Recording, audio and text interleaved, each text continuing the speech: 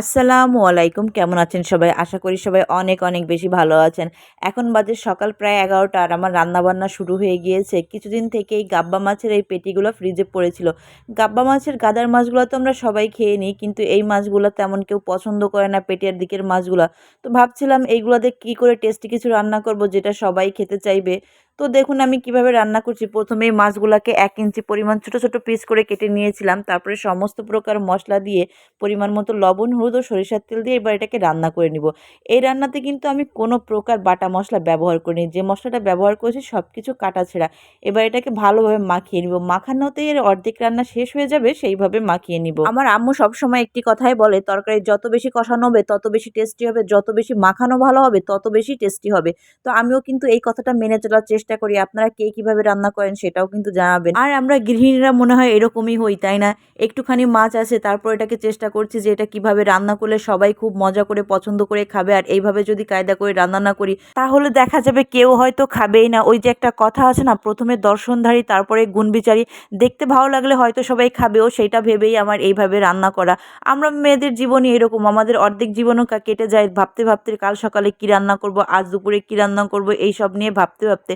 আর আমরা সংসারের চুল পরিমাণও জিনিস কখনো ফেলে দিতে চাই না, নষ্ট করতে চাই না। সবসময় চেষ্টা করি খুব সামান্য জিনিস দিয়েও কিভাবে একটি সুস্বাদু ও সুন্দর জিনিস রান্না করা যায়, সেই চেষ্টাই করতে থাকি আমরা আজীবন। আমার একজন পরিচিতকে বলতে শুনেছিলাম, সে তার ওয়াইফকে বলছে, টাকা তো আমি ইনকাম করি, কষ্ট তো আমি করি, তুমি কি করো? আসলে এই বিষয়টা সম্পূর্ণ ভুল।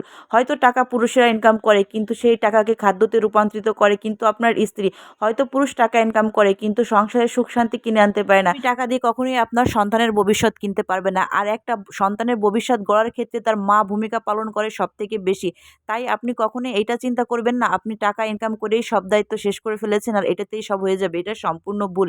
একটা নারী কিন্তু আপনার টাকাকে খাদ্যে রূপান্তরিত করে, সুখে রূপান্তরিত করে, শান্তিতে রূপান্তরিত করে, আপনার সন্তানের ভবিষ্যৎ দেখে, আপনার সমস্ত সবকিছুর খেয়াল রাখে, ভালো মন্দের খেয়াল রাখে, আপনার পরিবারের খেয়াল রাখে। তাই কখনোই তাকে এইভাবে ছোট করে কথা বলবেন না। আমি আগেও বলেছি, আপনাদের সঙ্গে আবারও বলছি, স্বামী স্ত্রী একটা গাড়ির মতো, যার দুইটা চাকা। একটা চাকা পিছনে পড়ে থাকলে কখনোই সামনের চাকা ঠিকভাবে এগিয়ে যাবে না, বা একটা চাকাকে যদি আপনি খাদে ফেলে দেন কখনোই আরেকটা চাকা নিয়ে আপনি ভালোভাবে চলতে পারবেন না। তাই চেষ্টা করুন একে অন্যের পাশে থেকে কাঁধে কাঁধ মিলিয়ে, সাথে সাথ মিশিয়ে সারাটা জীবন পার করে। কেউ কাউকে ছোট করে, পেছনে রেখে, সাইড করে এগোনোর চেষ্টা করবেন না। দিন শেষে দেখবেন ফলাফল তাতে খারাপই হবে এবং ক্ষতিটাও আপনারই হবে।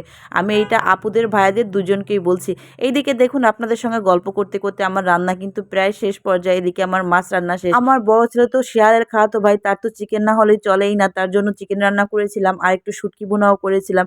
আলহামদুলিল্লাহ, এই ছিল আজকের আমার দুপুরের আয়োজন। তো রান্নাবান্না শেষ করে আমি আমার হাজবেন্ডের জন্য একটি থালি সাজাতে বসে গিয়েছিলাম, সেটাও আপনাদের দেখিয়ে দিই। এই থালিটা আজকে আমি আমার হাজবেন্ডের জন্য সাজিয়েছিলাম। তো সবকিছু মিলে আজকের ভিডিও আপনাদের কাছে কেমন লাগলো অবশ্যই কমেন্টে জানাবেন। যদি ভালো লেগে থাকে অবশ্যই রিমি রান্নাঘরের পাশে থাকবেন। আর রিমি রান্নাঘরের পাশে থাকতে চ্যানেলটি অবশ্যই সাবস্ক্রাইব ও ফলো করে পাশে থাকুন। তো আজকের মতো এখানেই বিদায় নিচ্ছি। ভালো থাকবেন সবাই, সুস্থ থাকবেন। আল্লাহ হাফেজ।